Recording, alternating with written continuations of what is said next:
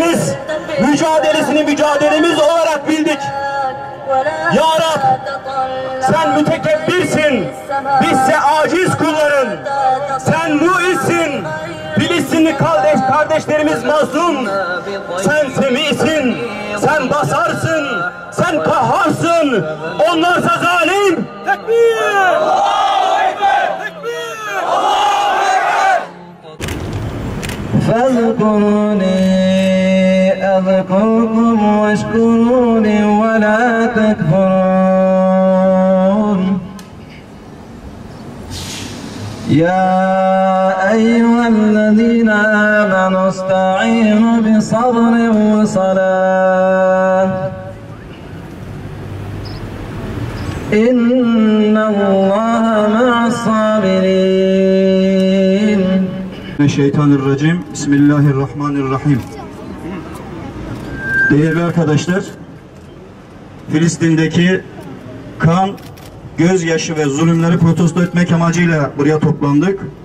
Allah buraya gelen tüm kardeşlerimizin ecirlerini fazlasıyla versin inşallah. İşgalci Siyonist saldırılarına karşı Filistin halkının yanındayız.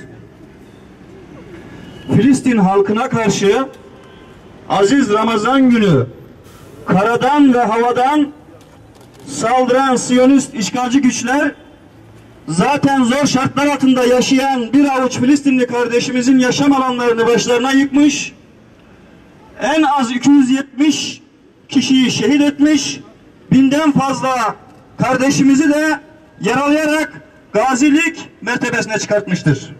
Ben bugün buradan İsrail'e değil, Amerikan köpeklerine değil, Siyonist köpeklerine değil, İran'ın mollalarına, Suudi Arabistan'ın şeyhlerine, Ezher'in hocalarına, Türkiye Cumhuriyeti'nin muhafazakar demokrat hükümetine sesleniyorum ve diyorum ki, artık sizin kürsülerden atmış olduğunuz nutukları dinlemekten bıktık.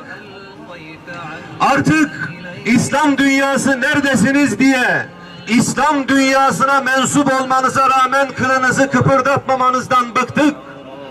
İlaç yardımı göndermenizden, yardım kampanyası düzenlemenizden, camilerde yardım toplamanızdan, İslam'ın temsilcisi olarak Müslümanların önüne çıkıp hamasetle konuşmalar yapmanızdan bıktık. Bırakın yardım kampanyasını yardım kuruluşları yapsın. Bırakın hamasetle konuşmayı sivil toplum örgütü mensupları ve cami kürsülerindeki hocalarımız ve müftülerimiz yapsın.